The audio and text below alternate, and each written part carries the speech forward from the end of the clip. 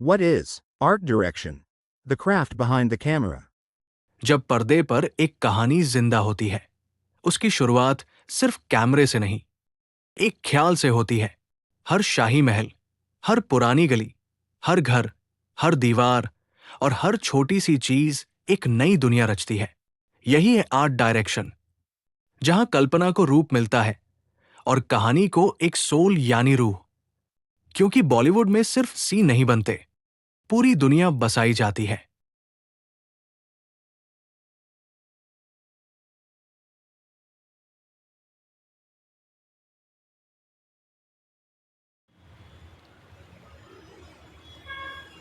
नमस्कार, मेरा नाम हारिस उमर खान है और मैं बॉलीवुड में एक प्रोडक्शन डिजाइनर और आर्ट डायरेक्टर का काम करता हूँ और पिछले 39 सालों से मैं ये काम कर रहा हूँ और काफ़ी अच्छे प्रोजेक्ट में लिखे हैं, काफ़ी काम किया है। तो अगर आपको मेरे काम के बारे में या मेरे बारे में ज़्यादा डिटेल्स की जानकारी चाहिए तो आप मेरी वेबसाइट है www.harisumarkhan.com, आप इस पे जाके जानकारी ले सकते हैं, देख सकते हैं कि मैंने क्या प्रोजेक्ट किए, डिटेल्स में है इसमें। कुछ इम्पोर्टेंट प्रोजेक्ट है, ज़्यादा डिटेल मतलब ज़्यादा हमने उसमें ज़्यादा डाला नहीं है एडवर्टाइजिंग में। साथ ही आपको मुझसे अगर कोई सवाल पूछना, मुझसे कनेक्ट होना है तो आप मुझे ट्विटर अकाउंट, जो मेरा एक्स अकाउंट है,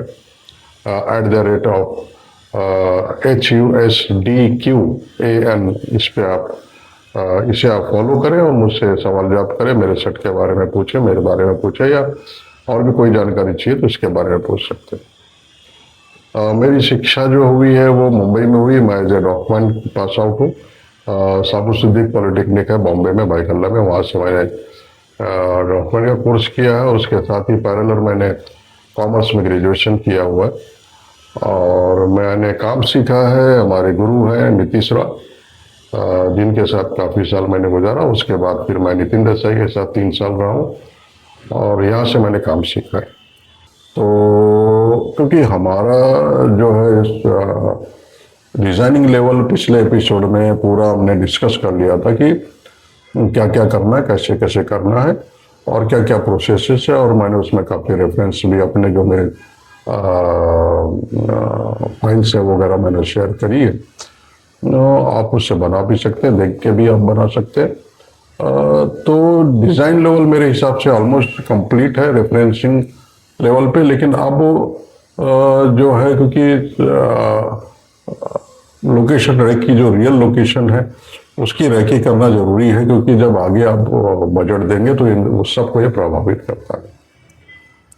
तो जब लोकेशन रेकी आप इंसिस्ट कीजिए कि सर लोकेशन रेकी करते हैं, और डायरेक्शन टीम, जब तक प्रोडक्शन टीम अपनी तरफ से, मेरे जो एक्सपीरियंस रहा है कि वो अपने तरफ तौर पे किसी लोकेशन मैनेजर से शॉर्टलिस्ट करा लेते हैं लोकेशन और डायरेक्टर के साथ वो अप्रूवल कराते रहते हैं।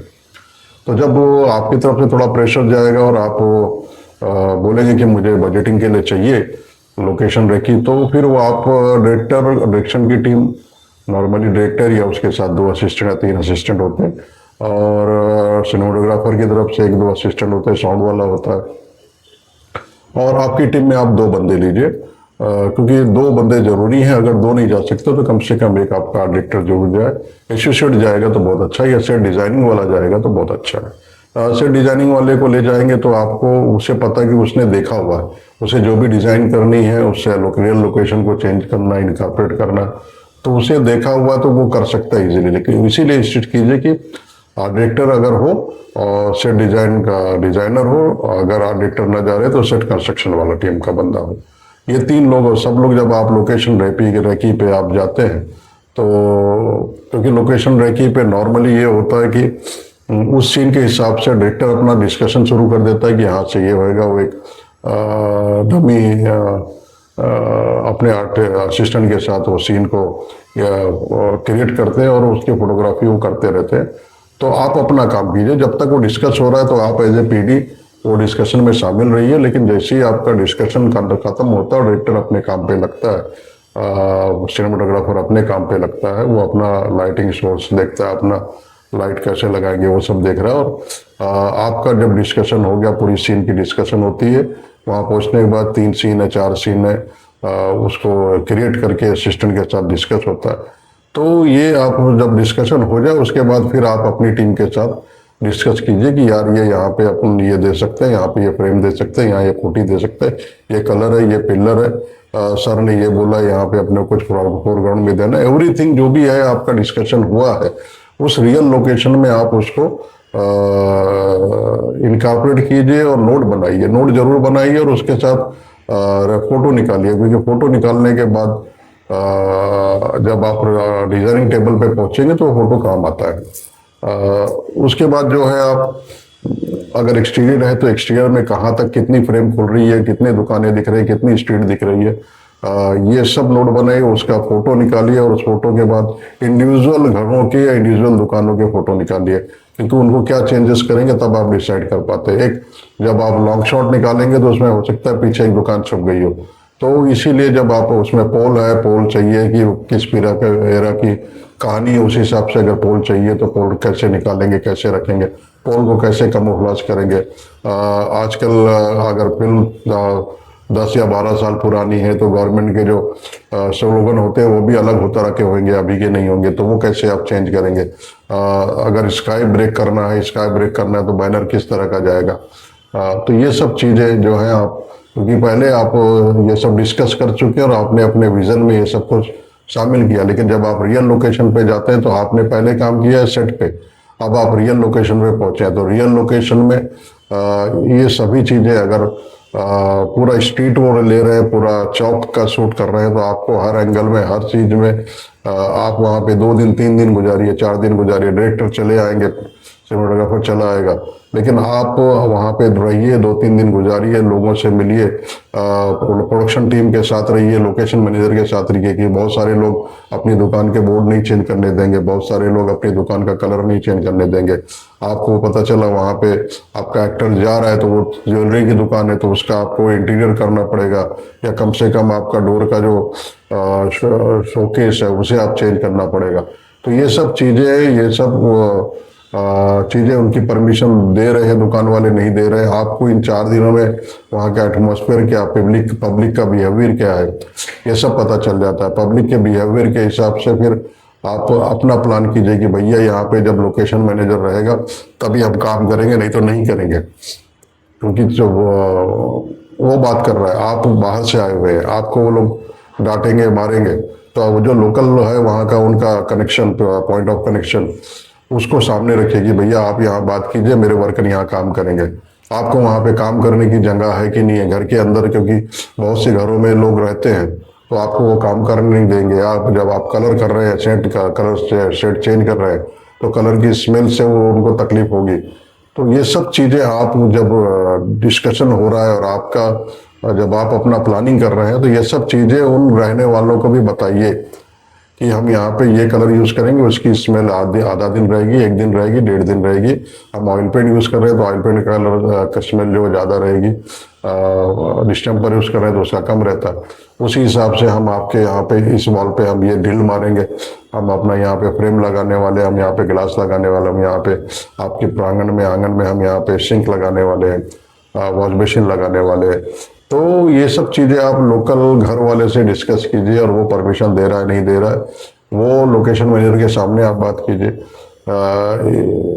जब आपका ओवरऑल लुक डिस्कशन हो चुका है रियल लोकेशन में डायरेक्टर के साथ, आप अपनी टीम के साथ भी डिस्कशन कर चुके हैं, आपने प्रॉब्लम सॉल्व कर ली है, अब आप उसमें वहाँ पे देखिए कि ये जो अगर वॉश बेसिन लेना है तो उसका यहाँ से लोकली मैं कहाँ से अरेंज कर सकता हूँ, वो रेंट पे मिल सकता है कि मुझे परचेज ही करना पड़ेगा। तो ये चीज़ें जो है वहाँ रह के भले आप अपना एक असिस्टेंट छोड़ दीजिए कि भाई तू ये सब पता करके और अप्रॉक्सीमेटली कॉस्ट भी निकाल के आ कि वॉश बेसिन ये है, इतने इंच का है, उसका ये लुक है और उसकी कॉस्ट ये है, उसके सामने जो ग्लास आएगा, मिरर आएगा, उसका ये कॉस्ट है। तो जो भी आप रियल लोकेशन पे चेंजेस कर रहे हैं या कुछ फिक्सर ला रहे हैं या कोई प्रॉपर्टी ला रहे हैं, तो लोकली सोर्स करने का आप ज़्यादा सोचिए। अब उसकी फोटो, उसकी रेफरेंस फोटो, उसकी इमेज और उसकी कॉस्ट, ये जरूरी है कि रेंट की कॉस्ट ये है और अपना परचेजिंग की कॉस्ट ये है कि कोई चीज़ अगर टूटने वाली है तो टूटने वाली की कॉस्ट परचेज में डालिए। साइकिलें हैं, कई कई जगहों पे आपको 10-10, 20-20 साइकिल चाहिए, तो वो साइकिल की कॉस्ट, अगर आपके मटके की दुकान है तो मटके की दुकान की कॉस्ट 500 मटके लगेंगे, 1000 मटके लगेंगे, क्योंकि 500 मटके से कम में कोई फील आएगी नहीं। तो 500 मटके लग रहे हैं या 1000 मटके लग रहे हैं। साइकिल में अगर 25 दुकान है, 25 साइकिल है और आपके 40 साइकिल है, तो उनकी कॉस्ट, ये सब चीज़ें, और वो अवेलेबल हो पाएंगे कि नहीं, 40 साइकिल अवेलेबल हो पाएंगे नहीं, मोटरसाइकिल पुराने ज़माने की स्प्लेंडर वहाँ पे स्कूटर हो पाएगा कि नहीं हो पाएगा, ये सब चीज़ें, ये सब आप होमवर्क वहाँ से करिए और उसके बाद वहाँ से आइए, उसके बाद आप अपने ऑफिस आइए और उसके बाद हर चीज़ को जॉट डाउन कीजिए, क्योंकि जैसा मैंने कहा था, मेरी जो ट्रीटमेंट नोट है उसमें मैं बजट भी करता हूँ, परचेज सेटअप कॉस्ट भी लगाता हूँ, बनाता हूँ, शूटिंग कॉस्ट भी लगाता हूँ, डिसमेंटल कॉस्ट भी लगाता हूँ। तो वो ट्रीटमेंट नोट आपका वहाँ का उस लोकेशन का बनेगा, उसमें वो कॉस्ट आप डालिए, लिखिए, और जब आप ओवरऑल बजट आगे के एपिसोड में हम डिस्कस करेंगे कि ओवरऑल बजट जब कैसे बनाते हैं तो उसमें कैसे आप इनकॉर्पोरेट करते हैं, वो मैं आपको बताऊंगा। ये लोकेशन पे जाके प्राइस का पता करना बहुत जरूरी है, क्योंकि ये नॉर्मली देखिए क्या होता है कि क्रू का बजट तो फाइनल है, क्रू का मतलब अगर लेबर है तो उनके रेट फाइनल है, असिस्टेंट के रेट फाइनल है, आपकी फीस का डिस्कशन हो चुका होगा, तो ये तो ये कॉस्ट बजट की तो आपके पास ऑलमोस्ट फाइनल है ही है। लेकिन जो आपकी सेट कॉस्ट है, सेटअप कॉस्ट है, प्रॉप कॉस्ट है, ये बाकी है। तो इस सब के लिए आपको जो भी सिटी में आप कर रहे हैं उस सिटी में कितना आप अरेंज कर पाते हैं, अगर उस सिटी में अरेंज नहीं कर पा रहे तो उसके नियर बाई सिटी कौन सी जहाँ से आप प्रॉप अरेंज कर सकते हैं। ये सब चीज़ें, travel cost, transport cost, labour cost, local labour, अगर आप उस सेटअप में लग रहे हैं कि मतलब ये सेटअप क्रिएट करने में मुझे लोकल लेबर रखेंगे, मेरे बॉम्बे से तो शूटिंग में 10 लोग है या 15 लोग हैं, लेकिन उसके बाद मुझे यहाँ 20 लग रहे हैं।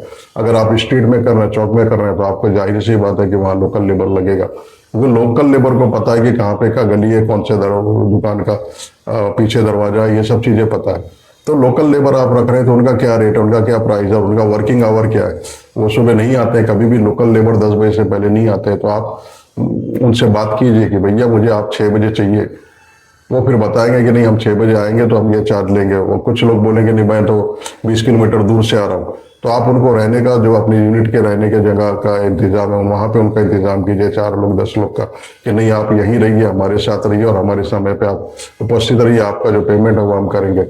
उनका खाना पीना, उनको बोलिए कि आपको खाना फ्री है, चाय फ्री है, बहुत खुश हो जाते हैं। तो उनको आप गाइड कीजिए और जज कीजिए कि ये 10 बंदे में से 6 बंदे कौन से अच्छे हैं, उनको आप हायर कीजिए। तो ये जो चीज़ें हैं ये सब आप मायने नोट डाउन करिए।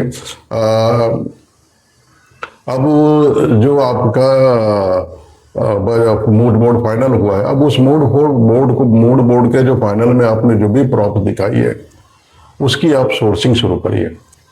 सोर्सिंग इसलिए जरूरी है कि सोर्सिंग के साथ साथ आपको उसका कॉस्ट भी पता चलेगा, आप परचेज कर रहे हैं या रेंट कर रहे हैं।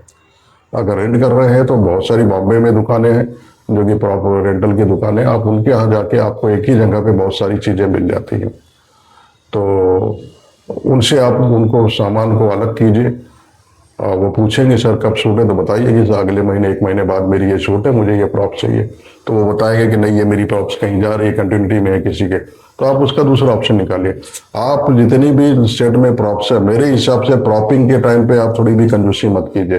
प्रॉप में आपके पास 10 प्रॉप ज़्यादा होगी तो बहुत अच्छा है, क्योंकि भरने के लिए एंगल कब चेंज होएगा ये पता नहीं आपको, कि जो डिस्कशन होता है कैमरा एंगल, कैमरा मूवमेंट, उसके बाद भी शूट के दौरान काफ़ी कुछ चेंज हो जाता है, कभी एक्टर की वजह से, कभी नई विजन की, नई सोच के, नए एंगल के हिसाब से, नए शॉट के हिसाब से। तो आपके पास अगर प्रॉप्स एक्स्ट्रा रहेगी तो आप लगा पाएंगे, अगर नहीं रहेगी तो आप कहाँ से लाएंगे, फिर वो खाली जाएगी फ्रेम। तो इसीलिए जब आप प्रॉप सोर्सिंग कर रहे हैं तो आप एक 10, 12, 15, 20 प्रॉपर्टी ज़्यादा रखिए। और जब प्रॉप का फोटो निकाले तो मैंने पहले कहा कि या तो आप एक स्केल साथ में रखिए या फिर अपना हाथ खड़ा कर दीजिए उसके साथ में, प्रॉप के साथ में, तो उसको हाइट पता चल जाएगी। वॉल फिक्सर है तो वॉल फिक्सर के साथ भी यही करिए, वॉल लाइट दीजिए। तो जैसे मैंने कहा कि प्रॉप जब आप निकालें तो 10-12 ज़्यादा निकालें, 15-20 ज़्यादा निकालें, आप उसको पूरा सोर्स कीजिए। फ़ोटो निकालते वक्त आप स्केल लगाइए, हाथ लगाइए। अगर फ्रेम है तो फ्रेम के साथ भी हाथ लगाइए, आप फ्रेम की साइज़ लिख लीजिए, क्योंकि फ़ोटो जब आप निकालेंगे तो साइज़ पता नहीं होती है। उसका एक वाइड शॉट लीजिए, एक क्लोजअप शॉट की फ्रेम की वुडन पट्टी कैसी है, क्या मोल्डिंग है उस पर। लैंप है तो लैंप के शेड कार्ड जो लैंप के शेड नॉर्मली वो बदल देते हैं, आपको दिखाएंगे कुछ आता कुछ है, तो उसका भी फोटो निकाल के रखिए कि भाई ये चीज़ है। आप उस पर चाहिए तो अपना एक स्टिकर लगाइए, क्योंकि उनका जो स्टिकर रहता है वो चेंज कर सकते हैं। आप अपना एक स्टिकर लेके जाइए और उनको दे दीजिए भैया ये 500 स्टिकर पकड़, ये मेरे बंदे ने साइन की हुई, यही लगा मेरी प्रॉपर्टी पे, क्योंकि वो चेंज कर देते हैं अपना। तो आपके पास फोटो है तो वो चेंज नहीं होगा। अब इसी तरीके से आप फैब्रिक का पूरा मार्केटिंग में जाइए, अपने वेंडर से मिलिए, उनसे बजट पूछिए कि मेरा सोफ़ा बन रहा है, तो सोफे में बताएगा कि 16 मीटर लग रहा है या 20 मीटर लग रहा है, 25 मीटर लग रहा है। तो उस 25 मीटर की कॉस्ट क्या आएगी, स्टिचिंग कॉस्ट क्या आएगी, सोफ़ा मेकिंग कॉस्ट क्या आएगी। वैसे सोफ़ा मेकर भी आते हैं फिल्म लाइन में, लेबर जो कि टेपिस्ट होते हैं, वो भी सोफ़ा बनाते हैं, लेकिन उसमें कुछ स्पेशलाइज होते हैं, सभी सोफ़ा नहीं बनाते हैं। तो आप वो स्पेशलाइज की पर डे क्या है कि वो उसका वो यूनियन के रेट से ज़्यादा उसका पर डे रहता है। तो ये चीज़ें आप उसमें लिखते जाइए। आप अपने उसमें बेडशीट है तो आप 4 बेडशीट लग रहे हैं तो 4 बेडशीट का आपने फ़ोटो निकाल लिया, और उसको ऑप्शन में 3-4 फोटो और निकाल लिया, और आप उसकी कॉस्ट लिख लीजिए। ब्लैंकेट है तो ब्लैंकेट का कॉस्ट ले लीजिए। वैसे जो अपने पिक्चर है, जो फर्नीचर है, सभी फर्नीचर अगर आप सोर्स कर रहे हैं, क्योंकि जो आपका रियल लोकेशन है या सेटअप में है, रियल लोकेशन में कुछ भी चीज़ें मिल जाती हैं, कुछ नहीं मिलती, तो आप उसको सोर्स करते हैं। इसी तरीके से सेट पे बहुत सी चीज़ें मिल जाती हैं, लेकिन बहुत सी चीज़ें नहीं मिलती हैं। प्रोडक्शन हाउस में बहुत सी प्रॉपर्टी रहती है। तो अगर आप सब चीज़ों को निकालिए, सबको देखिए, आपके सेट में आपके पीरियड में जा रहा है नहीं जा रहा है तो उसको अलग कीजिए। फिर आप सोर्सिंग करिए अपना पूरा प्रॉप का, उसका अगेन आप फोटो निकालिए, अगेन 2 ऑप्शन रखिए और उनकी कॉस्ट निकाल के रखिए। कॉस्ट जल्दी ये देते नहीं है रेंटल वाले, उनसे बोलिए भाई कॉस्ट दीजिए, मुझे बजट करना है, क्योंकि वो बजट भी कॉस्ट भी लेंगे और एडवांस भी लेंगे आपसे। तो वो सब आप मेंशन कीजिए। फर्नीचर आ गया, सोफा आ गया, आपका वॉल लाइट्स आ गई, लाइट्स के सोर्सेज हो गए, जो आपका मटेरियल लग रहा है, कुछ भी उसकी कॉस्ट निकालिए, क्योंकि ये सब बहुत ज़रूरी है। आपको जब आगे बजट देना है तो ये सब जानकारी होनी चाहिए। अगर आपने कहीं भी कम दिया तो आपको नॉर्मली लोग दे देते हैं, लेकिन उसमें आपका नाम खराब होता है कि लोग बोलते हैं कि यार फलाना पीढ़ी तो हमेशा ओवर बजट जाता है। तो आप ओवर बजट ना जाए, तो इसलिए आप जितना डिटेल निकाल सकते हैं, भले उसमें एक 20% 30% आप बढ़ा के बताइए। जो भी आपका एक्चुअल कास्ट आ रहा है उसके हिसाब से 20% 30% आप बढ़ा के बताइए। कोई कम हो जाएगा तो अच्छा लगेगा, एक्स्ट्रा जाएगा तो बुरा लगता है।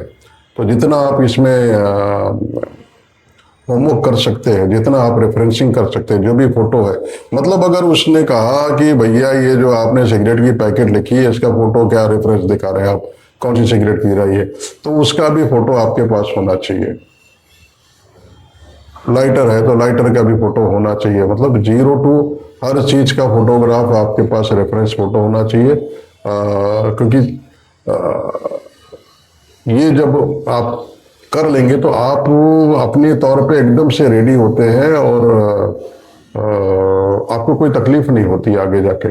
तो जितना आप होमवर्क करेंगे, जितना आप रेफरेंसिंग करेंगे, सबसे ज़्यादा तकलीफ होती है हमें रेफरेंस करने की कपड़ों में, क्योंकि कपड़े जो है नॉर्मली आपके शूट सेटअप डेट तक आते आते वो सेल कर देते हैं दुकान वाले।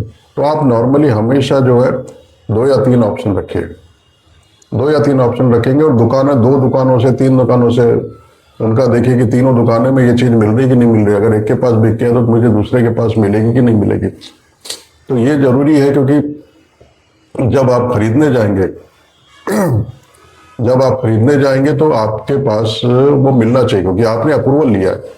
नहीं तो डायरेक्टर आपको बोलेगा कि भैया जब आपको पता था कि ये चीज़ नहीं मिल रही है तो आपने क्यों दिखाया मुझे, मैंने तो अप्रूव किया, मुझे यही चाहिए। तो आप फिर ढूंढेंगे, भागेंगे इधर उधर। बहुत बार ऐसा होता है, क्योंकि अभी सिल्क जो है, जैसे कपड़ा है सिल्क, सिल्क में भी बहुत सारे कपड़े आते हैं। एक सैटिन सिल्क आता है, एक सिल्क नॉर्मल सिल्क आता है, एक सैटिन सिल्क आता है। जो सैटिन सिल्क होता है वो अगर आप देखेंगे तो बहुत ही स्मूथ होता है एकदम से। वो थोड़ा कॉस्टली होता है बट लेकिन कपड़े में क्वालिटी होती है। अगर आप सोफा कवर लेंगे तो मैं हमेशा कहूँगा कि थोड़ा सा थिक देख के कपड़ा लेवे, क्योंकि पतले कपड़े कभी कभी अच्छे टेक्सचर अच्छे डिजाइन के मिल जाते हैं, लेकिन वो अगर लंबा सेटअप है, लंबा शूट डेट है, तो वो फटने के चांसेस होते हैं। तो आप थोड़ा थिक कपड़ा देखिए, उसी डिजाइन में उससे मिलता जुलता, क्योंकि जब आप रेफरेंसिंग कर रहे हैं तो आपका विजन है वो अप्रूव करेगा डायरेक्टर। तो डायरेक्टर ने तो देखा नहीं है सामान ना, आपने देखा और आपने 4 ऑप्शन दिए, वो 4 ऑप्शन में से आपको एक ऑप्शन अप्रूव करेगा। हो सकता है वो चारों रिजेक्ट कर दे, तो आपको दोबारा जाके मार्केट में से करना पड़ेगा। तो इसमें नॉर्मली हम क्या करते हैं कि हमारे वेंडर जो है फिक्स होते हैं, 2 या 3 वेंडर एक ही तरह के, जैसे एक ही कपड़ा बेचने वाला 2 या 3 वेंडर फिक्स होता है, प्रॉपर्टी वाले 2-3 वेंडर फिक्स होते हैं, कलर वाले 2-3 वेंडर फिक्स होते हैं, वुडन वाले 2-3 वेंडर फिक्स होते हैं। तो हम उनके साथ ही काम करते हैं। इससे ये होता है कि आपने कभी कभी आपको जरूरत नहीं है जाने की उसके पास, आपने फोन कर देंगे यार मुझे ये वाला फर्नीचर चाहिए, तो उसके 3 टाइप के फोटो आपको भेज देगा। अब उसमें जो फाइनल हुआ वो आप उसको सेटअप पे लगाइए, उसको यूज कीजिए, क्योंकि आपका समय बचता है। समय बचाना बहुत जरूरी है। मुंबई में अगर आप शूट कर रहे हैं तो आपका ज्यादा टाइम ट्रैफिक में जाता है, आपका 1 बंदा या 2 बंदे मार्केट में हमेशा घूमते रहते हैं। इसी तरह आप हैदराबाद कर रहे हैं, और ये प्रॉप शॉप भी जो है ये हर शहर में नहीं होती। दिल्ली में आपको एक भी प्रॉप शॉप नहीं मिलेगी, मतलब दिल्ली में 0 प्रॉप शॉप है। अगर आपको कोई बोले तो मेरा जो एक्सपीरियंस रहा मैं आपको बोलता हूँ, मेरा दिल्ली में अपना खुद का गोडाउन है। दिल्ली में प्रॉप शॉप नहीं है। दिल्ली में अगर किसी के पास है तो 1-2 लड़कों के पास कुछ प्रॉप है, और वो आपको इतना चार्ज करेंगे कि अगर एक लैंप लेंगे, पेडेस्टल लैंप लेंगे, तो आपको खरीद के कनाट प्लेस में 1500 रुपये मिलेगा, और ये 2500 रुपये रेंट चार्ज करेंगे। तो बेटर है अगर आपकी 4 दिन शूट है तो आप 4 दिन में खरीद लीजिए ना उसको। दिल्ली में प्रॉप शॉप नहीं है, लखनऊ में प्रॉप शॉप नहीं है, आपको हैदराबाद में प्रॉप शॉप है, चेन्नई में प्रॉप शॉप है, मुंबई में प्रॉप शॉप है, ऊटी में प्रॉप शॉप है। ऊटी का प्रॉप शॉप जो है वो बेसिकली प्रॉप शॉप नहीं है, बट वो प्रॉप वेंडर है। तो आप अगर उसके पास जाएंगे तो वो थोड़ा सा बहुत ज़्यादा चार्ज करते हैं, हाईवी चार्ज करते हैं, लेकिन आपको उनके पास कलेक्शन बहुत अच्छा है। उनके पास बहुत अच्छा कलेक्शन है प्रॉपर्टी का, और वुडन प्रॉपर्टी का तो बहुत अच्छा कलेक्शन है। मॉडर्न का नहीं है, लेकिन वुडन का बहुत अच्छा है। मोहन करके नाम है। तो ऊटी में है आपका। जोधपुर और जयपुर में ये जो होते हैं ये फर्नीचर वेंडर होते हैं, जो एंटीक वेंडर होते हैं, आप इनसे जाके फाइनल करके बात करके ले सकते हैं। इनके पास डिपॉजिट करना पड़ता है, और इनके पास हर तरह की प्रॉप मिल जाती है। पूरी एंटीक प्रॉप मिलेगी। अगर मॉडर्न चाहिए तो फिर मॉडर्न आपको वहाँ नहीं मिलेगी, लेकिन एंटीक प्रॉप पूरी मिल जाती है जयपुर में और जोधपुर में। तरीके से अगर जो है आप जितना ज़्यादा हो सके आपका फैब्रिक का मटेरियल आप बॉम्बे से खरीदें, या अगर आप दिल्ली में हैं तो दिल्ली में भी आपको बहुत अच्छा प्रॉप फैब्रिक का कलेक्शन मिलेगा। शाहबेरी करके मार्केट है दिल्ली में, वहाँ पे आपको फर्नीचर का भी मिलेगा, और जो रेंटल पे भी देते हैं, डिपॉजिट पूरा ले लेते हैं और रेंट भी देते हैं शाहबेरी में। और वहाँ पे सोफा का कपड़े, सोफे के कपड़े के बहुत अच्छे कलेक्शन, फैब्रिक के बहुत अच्छे कलेक्शन है, बेडशीट के बहुत अच्छे कलेक्शन है। बहुत बड़ी मार्केट है, आपको बहुत ज़्यादा समय 2 या 3 दिन लेके निकाल के घूमना पड़ेगा। तो वहाँ पे आप जाइए, दुकान वाले से देखिए, आपको कुछ ओल्ड फर्नीचर की भी शॉप मिलेगी जो कि सेकेंड हैंड होते हैं। उनमें भी अगर आपको, क्योंकि आपका उसमें फिर आपको एजिंग करने की जरूरत नहीं है, आप उसमें से सेलेक्ट करके उनको पूरे पैसे दे के ले लीजिए, और फिर जब आपको बेचना है तो आप उनको बुला के फिर दे दीजिए, आपको कुछ ना कुछ पैसा दे के जाते हैं। तो शाहबेरी मार्केट है दिल्ली में। दिल्ली में फर्नीचर शॉप नहीं है। दिल्ली में एक ही बंदा है, वो देते हैं, कश्मीरी गेट पे है। तो उनको अगर किसी को ज़रूरत होगी तो मुझसे कमेंट करें, तो मैं आपको उसका एड्रेस भेज दूंगा। वो देते हैं फर्नीचर, उनके पास बहुत अच्छा कलेक्शन है, लेकिन वो बहुत ही इलाइट फर्नीचर है, बहुत ही रिच फर्नीचर है, क्योंकि वो सिर्फ इलाइट लोगों को देते हैं। मेरा, क्योंकि मैं वहाँ पे 2-3 प्रोजेक्ट दिल्ली में किए हूँ, तो मेरा एक कनेक्शन बन गया था, जिससे हमारा बहुत ही व्यवहार बन गया, तो वो हमेशा मुझे देते हैं। और लेकिन उसकी कॉस्ट थोड़ी सी ज़्यादा होती है, लेकिन आपको ज़्यादा भटकने की ज़रूरत नहीं है। आपका वो बंदा आएगा उनका, आप जाइए, सेलेक्ट कीजिए, फाइनल कीजिए, वो उसको कलर करेंगे, पेंट करेंगे, पॉलिश करेंगे, और उसके बाद उनके टेम्पो में आएगा, उनके टेम्पो में चला जाता है। दिल्ली में आपको एक चीज़ और बताता हूँ, दिल्ली में आप अपना ट्रांसपोर्ट का टाइमिंग नोट कर लीजिए कि दिल्ली में ट्रांसपोर्ट का रिस्ट्रिक्शन बहुत है। एंट्री नो एंट्री का बहुत रिस्ट्रिक्शन है। अगर आप गुरुग्राम में कर रहे हैं, छतरपुर में शूटिंग कर रहे हैं, और वो नोएडा पे शूटिंग कर रहे हैं, तो यहाँ पे एंट्री नो एंट्री का बहुत फर्क पड़ता है। उसी तरीके से अगर नोएडा में आप कर रहे हैं तो नोएडा में फर्नीचर लेके जा रहे हैं तो आपके पास बिल होनी चाहिए, क्योंकि जीएसटी वाले खड़े होते हैं। तो ये सब चीज़ें जो प्रैक्टिकल नॉलेज है, ये सब आप पूरा जो है आप बजटिंग में लिखिए, आप अपने नोट में उसको कैलकुलेट कीजिए कि भैया ये ट्रांसपोर्ट है, ये नो एंट्री है, ये मेरा बजट, टेम्पो पकड़ेगा तो 500 रुपये, 1000 रुपये आपको लग देना। ये सब चीज़ें, क्योंकि प्रोडक्शन जिम्मेदारी से हट जाता है। जब आपके पास प्रोजेक्ट आ गया तो प्रोडक्शन तो बोल देगा कि आपको बजट दे रहे हैं सर, आप अपना कीजिए। तो आपको हर चीज़ का, जहाँ पे आपका एक्सपेंस हो रहा है उसका हर चीज़ का बजट आपके पास होना चाहिए। जब ये बजट आपके पास फाइनल होगा तब आप अगली बार जब बजट के लिए बैठेंगे, आप अपना बजट देंगे, तो वो मेरे हिसाब से 95% आपका परफेक्ट होगा, 100% परफेक्ट होगा।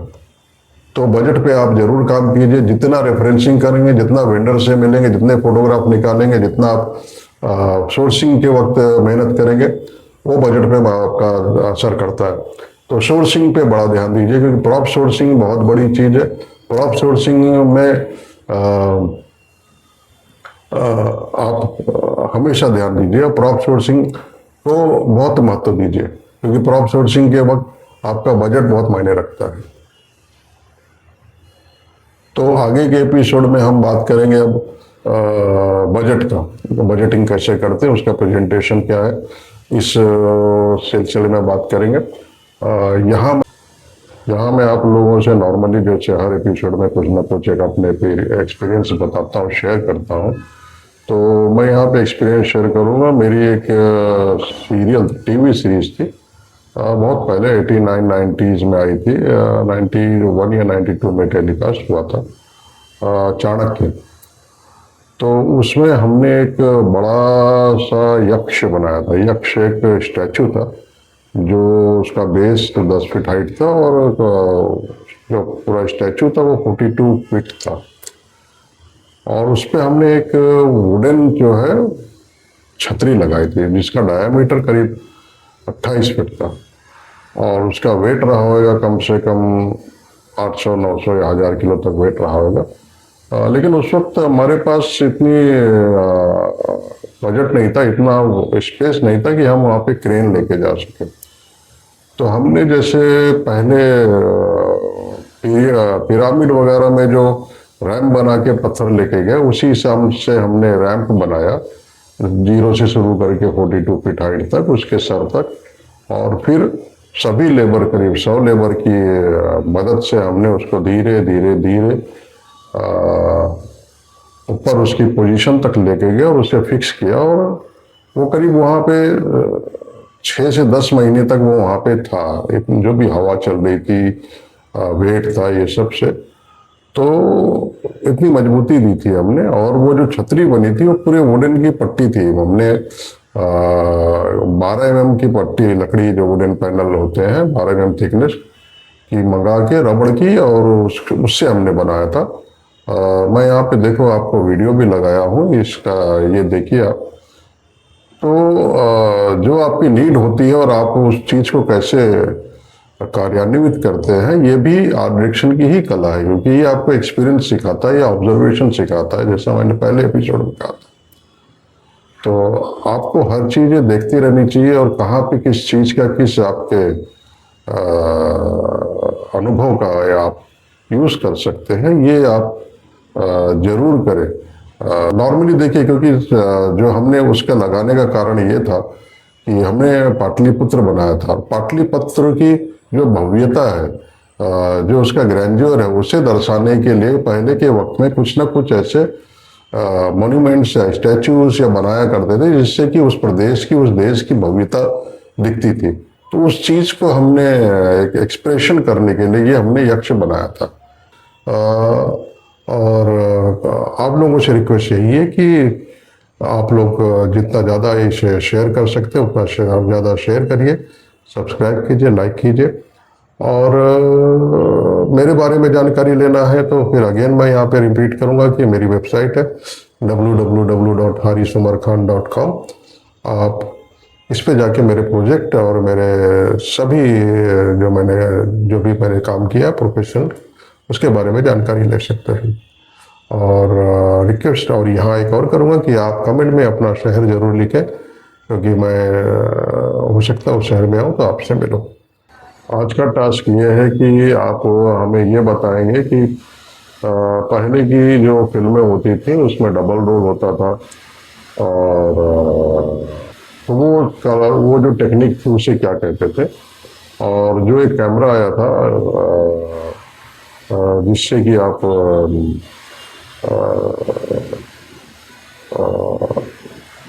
जो ट्रेन चलती हुई दिखाते थे या व्हीकल चलते हुए दिखाते थे, तो उस कैमरे का नाम क्या था।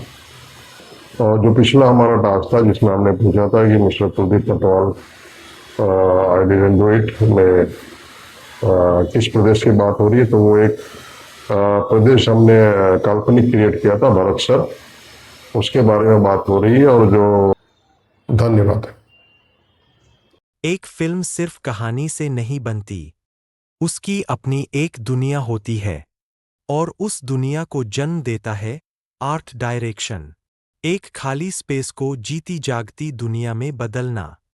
हर रंग, हर दीवार, हर प्रोप और हर डिटेल के लिए जरूर कहानी को रूह देना। यही कला है जो कल्पना को हकीकत में बदल देती है, और वही एक फिल्म को यादगार बना देती है।